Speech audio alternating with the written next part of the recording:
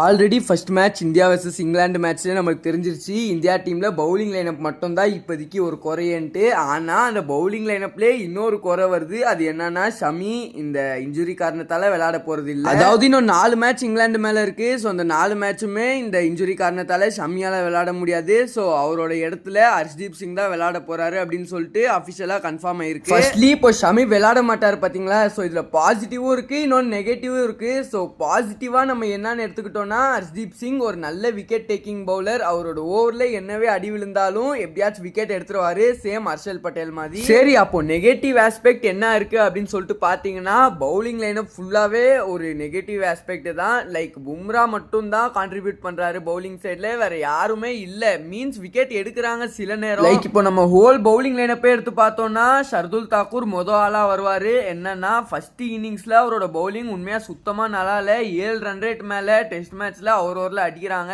அதுக்கு அடுத்து ஏதோ போட்டு 2 விக்கெட் எடுத்தாரு. Yes good. அண்ட் எனக்கு தெரிஞ்சு ஜடேஜா ஏதாச்சும் மிராக்கல் பண்றதுக்கு சான்ஸ் இருக்கு. ஏன்னா ஒரு பவுலிங்ல நல்லா ஸ்பின் ஆகுது. ஸோ எனக்கு தெரிஞ்சு இப்போ விக்கெட் இல்லைன்னா கூட இன்னும் கூடிய சீக்கிரம் வேற ஏதாவது மேட்ச்ல நல்ல விக்கெட் ஆல் கிடைக்கும். அண்ட் பும்ரா உங்களுக்கே தெரியும், எஸ்எஸ்வி ஜெய்ஸ்வால் 3 கேட்ச் டிராப் பண்ணாரு. பும்ரா ஓவர்ல விக்கெட் எதுக்குடா இல்ல அப்படின்னு பார்த்தாதான் கொஞ்சம் ரீப்ளே போட்டு கொஞ்சம் இங்க பாருங்கடா தம்பின்னு காட்டுறாங்க.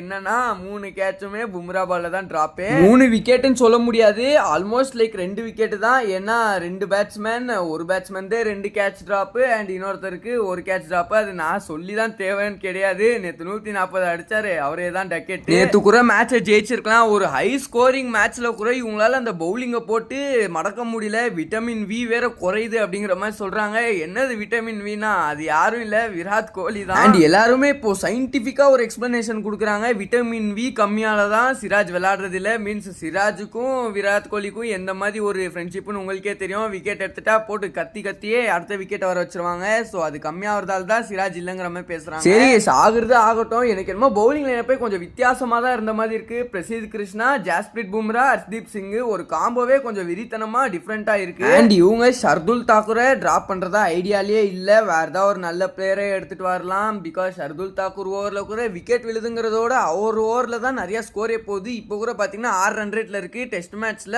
6 ரன் ரேட் நீங்க எதிர்பார்ப்பீங்க. பட் அபிஷியலா ஒரு டிராப் பண்ண போறது கிடையாது. ஸோ அந்த ஒரு நினைப்பை நம்ம எல்லாருமே விட்டு தள்ளிடலாம். சரி கைஸ், உங்களுக்கும் எனக்கும் ஒரு கான்வர்சேஷன் இப்போ வச்சுக்கலாம். என்னன்னா யாரு நெக்ஸ்ட் டெஸ்ட் மேட்ச்ல நல்ல ஸ்கோர் பண்ணுவாங்க அப்படிங்கறத உங்க ஒப்பீனியன் மறக்காம கமெண்ட்ஸ்ல சொல்லுங்க. எனக்கு தெரிஞ்சு சாய் சுதர்ஷனோட பர்ஃபார்மன்ஸ் தான் கொஞ்சம் இப்போ டிராப் ஆயிருக்கு. எனக்கு தெரிஞ்சு அடுத்த மேட்ச்ல ஃபர்ஸ்ட் இன்னிங்ஸ் இல்லைனா செகண்ட் இன்னிங்ஸ், இந்த 2 இன்னிங்ஸ்ல ஏதாவது ஒரு நல்ல ஒரு பெர்ஃபார்மன்ஸ் கொடுக்க வாய்ப்பு இருக்கு. சரி கைஸ், நெக்ஸ்ட் ஒரு இன்ட்ரெஸ்டிங்கான வீடியோவில் நான் உங்களை சந்திக்கிறேன்.